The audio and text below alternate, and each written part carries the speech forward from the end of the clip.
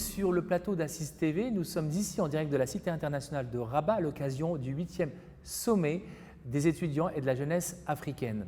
Alors, cet événement organisé par l'ASU, All Africa Student Union, et l'AMSI, Agence marocaine de coopération internationale, a donné la possibilité d'accueillir des centaines d'experts intervenants venus des 4 coins du continent.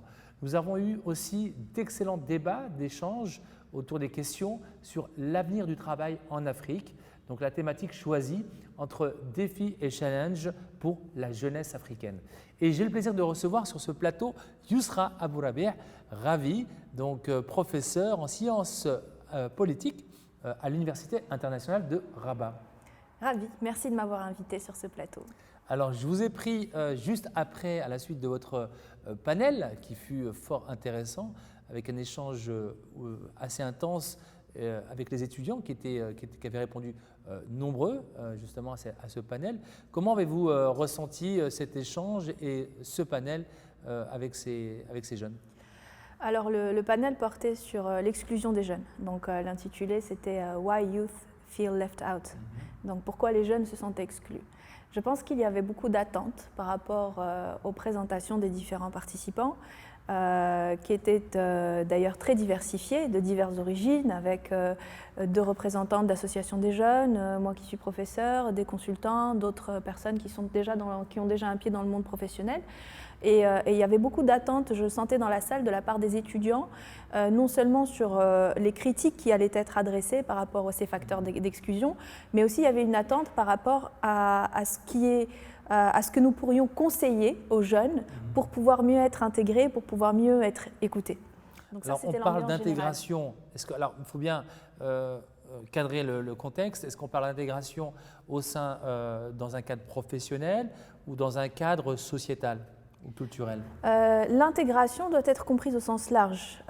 Les jeunes se sentent exclus parce que ils ne se sentent pas écoutés par leur famille, ils n'ont pas la possibilité de parler lors d'un dîner familial. Par conséquent, au sein de la société, ils ne sont pas habitués à exprimer ce point de vue. Parfois, certains ne savent pas ce qu'ils pensent sur telle ou telle question. Donc tout ça aussi, c'est un entraînement. Et par conséquent, à l'échelle politique, ils n'arrivent pas à exprimer leurs besoins et n'arrivent pas à se reconnaître dans les propositions qui leur sont faites. Et donc cette intégration, elle est liée au manque de visibilité des jeunes et au manque de voix qui leur est donnée pour exprimer et pour aussi définir leur propre identité. Parce que l'autre problème dont nous avons discuté et que j'ai beaucoup souligné dans ma présentation, c'est que les jeunes aujourd'hui, on les définit. Les anciens les définissent, les non-africains les définissent. Mais la jeunesse africaine doit pouvoir se définir elle-même parce qu'elle est beaucoup plus diversifiée. La mentalité de la jeunesse africaine est beaucoup plus hétérogène que ce qu'on veut bien croire. Elle est intersectionnelle, cette jeunesse. La jeunesse, elle n'est pas asexuée. Ce sont des femmes, des jeunes femmes qui n'ont pas les mêmes préoccupations que les jeunes hommes. Ce sont des classes sociales différentes et ce sont aussi des identités beaucoup plus fluides qui ne répondent pas aux normes, qui ne répondent pas aux identités figées que nous avions auparavant. Et donc, toutes ces nouveautés, toutes ces nouvelles identités, eh bien, ces jeunes souhaitent qu'elles soient identifiées et souhaitent qu'elles soient reconnues. Et ça, c'est un point important parce que c'est le point de départ. Le point de départ, c'est la reconnaissance de cette identité pour ensuite reconnaître des représentations du monde et reconnaître des solutions proposées à ces représentations du monde. Alors, on a beaucoup parlé durant ces échanges avec ces experts, notamment lors de nos émissions, que je vous invite à découvrir avec l'hashtag Assis 2019, c'est ce conflit intergénérationnel. On parlait à peu près dans nos politiques, dans nos gouvernements. Il est clair, on le voit, l'âge est un âge. Enfin, les chefs d'État sont assez vieux de manière générale, et les jeunes sont dans un conflit intergénérationnel entre ces décideurs, ces politiques qui font le gouvernement et cette jeunesse qui est en attente, comme vous l'avez si bien cité. Oui, effectivement. Il y a déjà un rapport pourvoyeur-demandeur entre la jeunesse et les adultes. Et ce rapport, nous en sommes nous-mêmes, c'est nous-mêmes qui l'avons défini. Or, la jeunesse ne veut pas être victimisée et ne veut pas être dans cette situation de demandeur. Elle veut être intégrée, c'est-à-dire qu'elle veut partager les responsabilités que nous avons. Et c'est une bonne chose, parce que partager ses responsabilités avec la jeunesse, c'est lui montrer quel est le poids de nos responsabilités, quelle est l'ampleur de nos actions, et c'est aussi lui faire prendre conscience des défis que nous avons.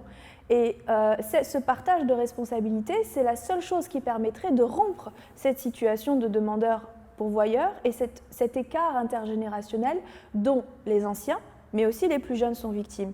Parce qu'en Afrique, nous avons beaucoup cette idée que c'est la sagesse des anciens qui doit primer. Mais la vitalité des jeunes, elle n'est pas simplement complémentaire. Elle est tout aussi essentielle parce que c'est le monde dans lequel nous vivons est un monde qui est dominé démographiquement par les jeunes. Et donc ce poids démographique, il doit être aussi représenté à l'échelle sociale et politique par ces idées-là. Alors Yousra, vous avez aussi apporté des contributions, parce que c'était un peu le but justement de votre participation à ce congrès des étudiants de la jeunesse africaine.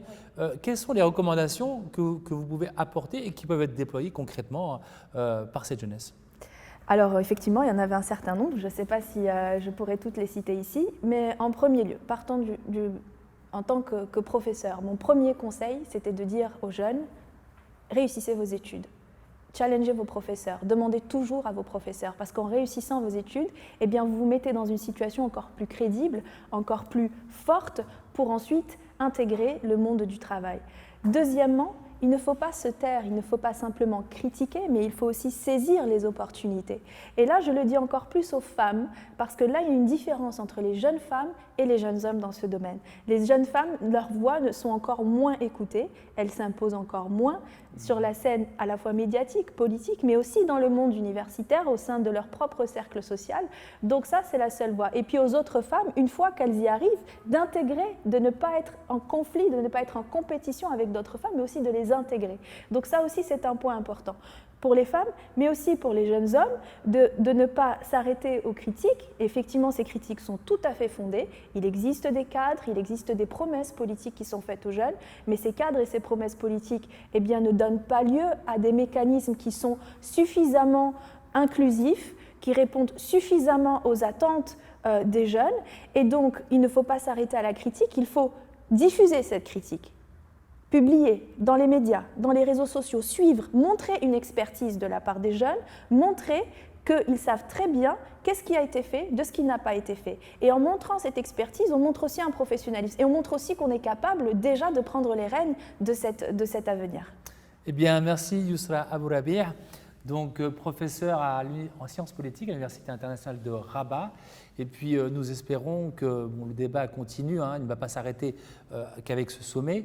De nombreux rapports vont être partagés à l'occasion de ce sommet et peut-être proposés au plus haut niveau. On l'a vu notamment avec une présence forte des ministres des Affaires étrangères. Je pense que c'était un signal fort quand même, la présence de 8 ministres quand même des Affaires étrangères. Qu'est-ce que vous avez pensé de ça ? Mais c'est absolument formidable. Ce forum est une excellente opportunité à la fois pour les jeunes de s'intégrer, à la fois pour les représentants politiques justement de se lier davantage avec cette jeunesse. Donc ce sont des initiatives qui montrent que d'un côté et de l'autre, il y a cette prise de conscience que la jeunesse est aussi, elle doit aussi participer à la fabrication, à la construction de notre avenir politique. Donc je pense que c'est une excellente initiative qu'il ne faut absolument pas lâcher, qu'il faut davantage développer, et ce, des deux côtés. Eh bien, merci Yousra Abourabir. Je vous invite à suivre toutes les émissions à travers l'hashtag Assis 2019 et sur la plateforme des réseaux sociaux de l'événement et du sommet de la jeunesse et des étudiants en Afrique. Merci, à bientôt. Merci beaucoup, Tarek.